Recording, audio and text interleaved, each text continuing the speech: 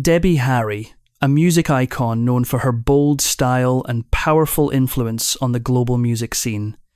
However, behind the spotlight and stage lights, her life has faced serious challenges, from battles with addiction to harsh gender stereotypes within the music industry. But are these stories entirely true? Or are they simply unverified rumours that have taken on a life of their own? Join us as we uncover the untold secrets of Debbie Harry. Before we dive deeper, tell me in the comments where you're watching from. Grab yourself a warm drink, maybe a cup of tea, or just water, and sit back as we begin this journey together.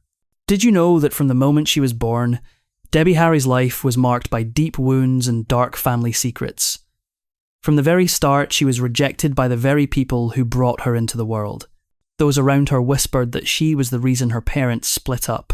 What seemed to be a beautiful love story between her mother and father quickly fell apart when the truth came to light. Her father already had another family with 4 children of his own. Debbie's birth was never part of his plan, and that made him unwilling to stay with his lover. The relationship between Debbie's parents collapsed in tension and heartbreak. Her father returned to his original family, and her mother, a talented pianist, chose to disappear from her daughter's life entirely. At just 3 months old, Debbie was placed in an orphanage. Debbie's life only began to find some stability when she was adopted by a family with the last name Harry. Growing up in her new home, the little girl had no idea she wasn't their biological child until she turned 4. When the truth came out, she was deeply shocked and carried years of anger. She once swore she would never forgive her birth parents, but over time, her feelings began to shift. She became curious about her origins and started searching for her birth mother. Through that journey, Debbie discovered her real name, Angela Trimble. After graduating from high school, Angela, by then already used to the name Debbie, decided to leave the town where she was raised and head to New York City, driven by a desire to change her life. The early days in the bustling city were anything but easy. Her first job was as a secretary at the BBC radio offices, but after just 1 year, she was fired. Undeterred, she found work at Max's Kansas City as a waitress, and later took on a role as a Playboy bunny in New Jersey. Contrary to popular judgment, Debbie didn't see that experience as negative. On the contrary, she was grateful for that time, because it gave her confidence and a chance to rise. I always liked dressing up, and that job didn't make me feel uncomfortable at all, she once shared. However, the spotlight at Playboy wasn't where Debbie wanted to stay. After 8 months, she decided to leave and pursue her lifelong passion for music. Having sung in church choirs as a child, she was always drawn to music and yearned for the stage. Leaving behind that glamorous but superficial world, Debbie joined the folk rock band The Wind in the Willows as a backup vocalist. Although the group only recorded 1 album before disbanding, it became the first stepping stone in her inspiring musical journey, a journey born from pain, but filled with an unshakable drive to live and rise. I'm so in love with you.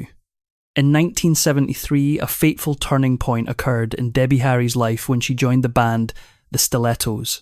It was there that not only did her music career begin to flourish, but it also marked the start of a relationship that would change the course of her life entirely.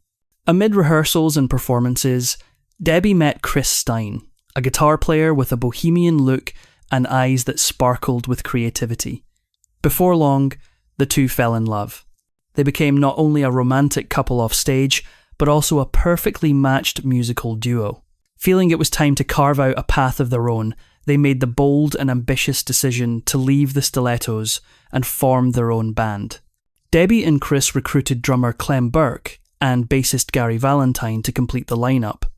The band initially had a rather lengthy name, The Angel and the Snake, but later changed it to Blondie, a name inspired by the cat calls from strange men who would whistle and call out to Debbie because of her striking platinum blonde hair. What few people know is that Debbie was in fact a natural redhead. Blondie gradually became a familiar name in New York's club scene, but their first major breakthrough with the international public came from an unexpected and distant place, Australia. A local video program there aired a music video from their debut album, and within months, the entire country was buzzing with Blondie's melodies. The album climbed to number 14 on the Australian charts and reached number 75 inches, the UK. While not a massive commercial success, it was an important stepping stone. Their second album showed more promise, but still wasn't enough to elevate Blondie to global stardom. It wasn't until the release of their third album, Parallel Lines, in 1978, that the world truly started paying attention. That album was pure magic. With the hit single Heart of Glass, Blondie reached number 1 on the US Billboard charts for the first time and sold over 2 million copies. The blend of disco, rock and new wave in Heart of Glass made the band stand out from the crowd of artists at the time. Success followed success, and their fifth album, Auto-American, was released in 1980, featuring hits like The Tide is High and Rapture. Notably, Rapture made history as the first rap song to ever top the US charts. A rare feat at the time, especially for a band fronted by a white female singer. However, at the peak of their fame, Blondie suddenly announced their breakup, shocking fans around the world. Many speculated that the pressures of fame and internal conflicts were the main causes, but the truth was far more complex. Chris Stein, the band's co-founder and Debbie's partner, began showing signs of serious health decline. He lost weight rapidly, couldn't eat, and frequently collapsed during performances. Initially, doctors suspected drug abuse, a common issue among musicians in that era, but as his condition worsened, they had to cancel their tour for The Hunter in 1982. It was a dark time. Chris was bedridden, his body so weak it seemed he might not survive. But Debbie didn't leave him. She put her career, her fame, and even Blondie on hold, everything to be by his side during his most critical moments. After extensive testing, Chris was diagnosed with a rare autoimmune disease, not drug-related complications as initially thought. With a new treatment plan, Chris slowly began to recover, a true miracle. However, even though Chris escaped the clutches of death, Blondie was no more. And even more heartbreaking, Debbie and Chris's relationship couldn't return to what it once was. In the years that followed, they reunited the band in the 1990, but the magic of the 1970 and early 8S had faded. Their place on the musical map had now been taken by newer names with different styles and modern tastes. Throughout her life, Debbie Harry never walked down the aisle or had biological children, but she has never been alone. At the age of 74, the legendary singer lives in a quiet mansion in New Jersey with her 4 loyal dogs. That seemingly peaceful life is the result of a long journey filled with ups and downs, marked by rebellion, but also deeply shaped by moments of pain and renewal. The greatest love of Debbie's life was never sealed by legal documents or a wedding ring. His name is Chris Stein, the man who stood by her side from the earliest days of Blondie. They were a duo of extraordinary artists, perfectly in sync both on stage and in private life. But behind the spotlight, their relationship was shadowed by darkness. Both struggled with addiction during their time together. When Chris fell seriously ill, Debbie put everything aside to care for him, a testament to her loyalty and unconditional love. However, once Chris recovered, he chose to step away. According to Debbie, Chris wanted to free her from a relationship that might drag her back into addiction. Their ending wasn't born of hatred. It was an act of sacrifice. They officially parted ways in 1987 after 16 years together, but have remained close friends ever since. As time passed, Debbie never closed off her heart. Even in her 70 seconds, she still holds out hope for a relationship with real chemistry, something she believes is rare in today's world. In a recent interview, Debbie candidly revealed that she is involved with several married men. According to her, single men are fewer these days. Many are already married, and extramarital relationships are no longer all that unusual. She isn't searching for a fairy tale ending, but rather choosing to live honestly with her feelings and instincts. Debbie has never let traditional expectations imprison her true self. In her memoir published in 2019, she revealed she had relationships with women and publicly came out as queer in 2014. However, with her candid and ever-evolving personality, she also stated that her bisexual phase had ended. Debbie isn't just a woman who loves freely.